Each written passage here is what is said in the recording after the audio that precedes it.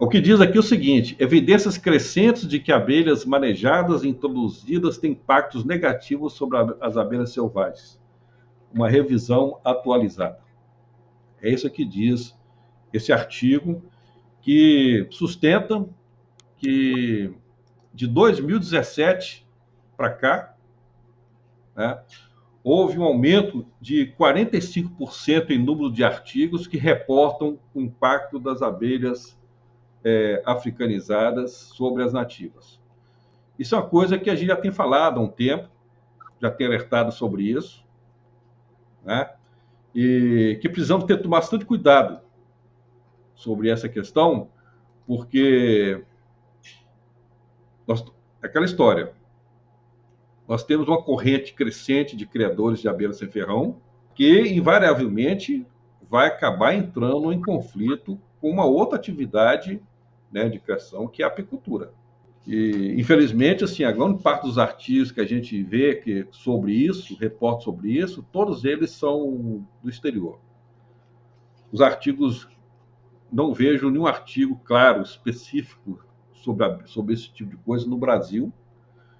Isso, no certo sentido, é muito bom para os apicultores, né? Porque não levanta poeira numa questão que é complicada. É que já existe uma corrente, né? Dos que acham que a Apis não poderia, que teria que ser banida, aquela coisa toda, mas é impossível se pensar nisso na altura que está, né? Então, essa competição existe naturalmente e precisamos conviver com ela, né? Saber como conviver com ela, né? É importante porque esses artigos chamam a nossa atenção para algumas situações que a gente só fica achando que acontece ou não acontece, né? Então, os artigos vêm referendar, vêm comprovar que essa competição existe mesmo, né? E é bom que a academia, a gente percebe que ela está crescendo na quantidade de artigos em cima de assuntos, principalmente das abelhas sem ferrão, né? Uma coisa que até pouco tempo atrás era muito pequena esses estudos, né? Esses acompanhamentos pela academia. Eu vejo assim com muito bons olhos essa crescente busca da academia em estudar as abelhas sem ferrão, né? Daí, bateu o seguinte aí, porque tem uma questão que eu acho que existem vários trabalhos sobre a questão de competição no Brasil, mas nenhuma delas são conclusivas. Mas a razão que nós temos é o seguinte: existem dois tipos de competição dentro de uma categoria lá que foi das divisões de competição. Um é chamado de competição por exploração e outra é competição por interferência. Acontece que esses estudos que se fazem no Brasil, você não vai no âmago da questão, que é você medir exatamente a quantidade de recursos que entram numa colônia em função da competição. Não tem nenhum trabalho sobre isso. Aliás, assim, tem um trabalho que é uma tese de mestrado de uma orientada minha, mas que nunca foi publicado. Eu espero que seja publicado, ela, por uma providência, publique logo. Mas, o que acontece? Pela competição, quando você vai medir, por exemplo, competição nas flores, você vê lá que as abelhas estão visitando uma determinada fonte floral, aí de repente vem uma outra abelha, e você vê que há um deslocamento, né, daquela que estava anteriormente, acaba se deslocando para outra fonte. Você vai falar assim, simplesmente que não há competição, que na verdade houve um rearranjo, né? Cada um deu sua fonte e tal. Mas isso não é o que mede o negócio. O que mede, na verdade, de fato, é saber disso o quanto que a abelha deixou de levar de alimento para a colônia. O que está entrando de alimento na colônia. E esses trabalhos que você vê aí, esses artigos que você vê na Europa e tudo, aí, Estados Unidos, na Austrália, eles medem isso. Eles fazem essa medida. Faz a medida o que chega e faz a medida do quanto que isso interfere na reprodução do ninho. Então, essa é uma questão. A competição, ela existe, a competição, de fato. Naturalmente. Nós não temos.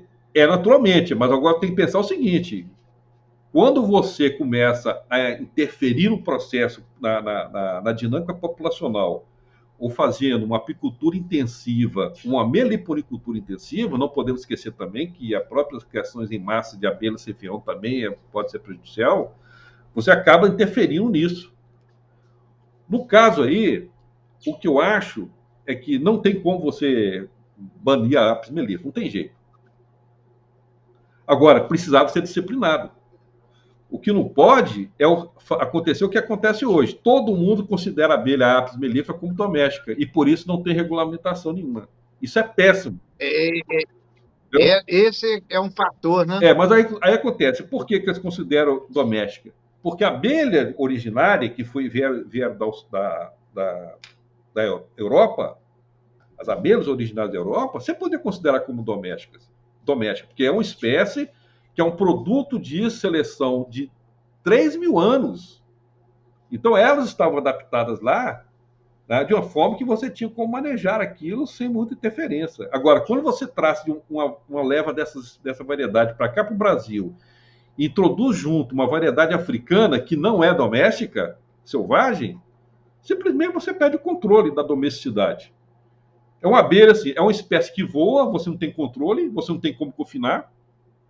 As abelhas voam, vão para o mato, há uma hibridação genética das populações selvagens com as que estão no mapeário, então você não tem controle, não é doméstica.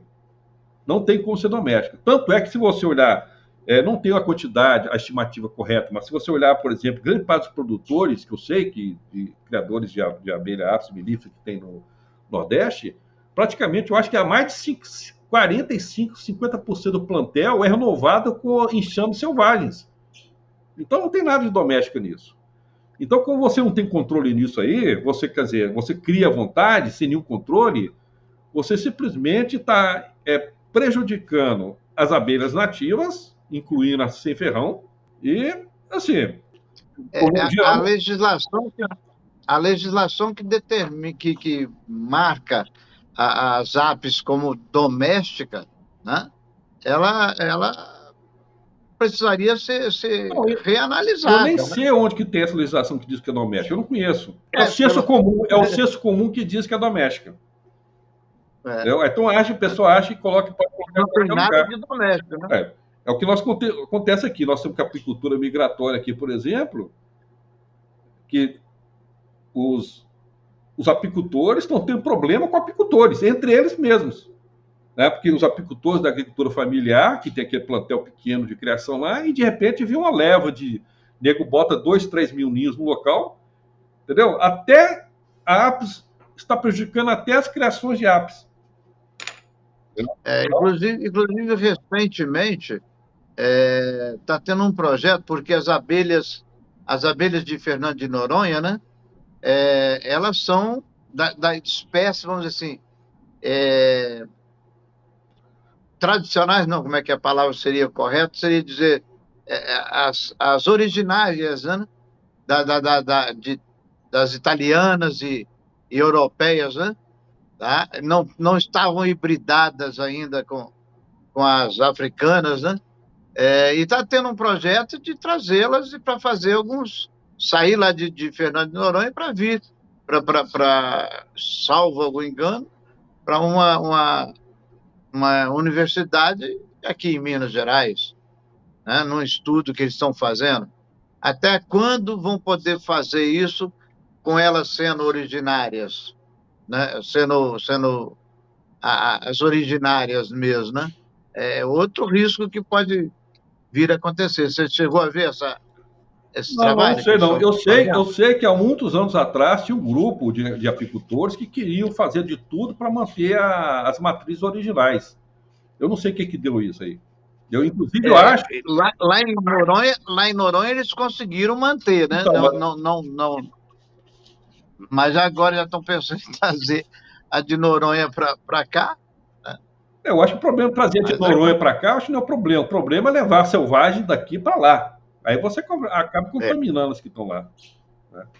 Então, assim, realmente essa questão da legislação é muito séria. Esse negócio vai, em algum momento, vai bater no momento que a gente vai ter que tomar uma decisão e discutir isso com mais transparência, entendeu? Mas, assim, é uma coisa assim, que não é de interesse dos apicultores, do pessoal da indústria, não é interesse, porque para eles prejudica muito, porque eles vão estar sujeitos a uma série de regulamentações que eles não querem, né? Tanto é que muitos deles mentem dizendo que as abelhas nativas, as abelhas africanizadas não provocam impacto nenhum. Então, assim, e a universidade, infelizmente, também não tem muito ajudado nesse aspecto, porque é uma questão é uma questão econômica. É um poder econômico muito forte, né? A produção de mel da abelha Apis mellifera. Então, as pessoas acabam fingindo que não está acontecendo nada. Mas isso é um fato que, né, infelizmente, está acontecendo e em algum momento essa coisa vai... Mas lembrando, não é para extirpar a abelha, não é para acabar com ela.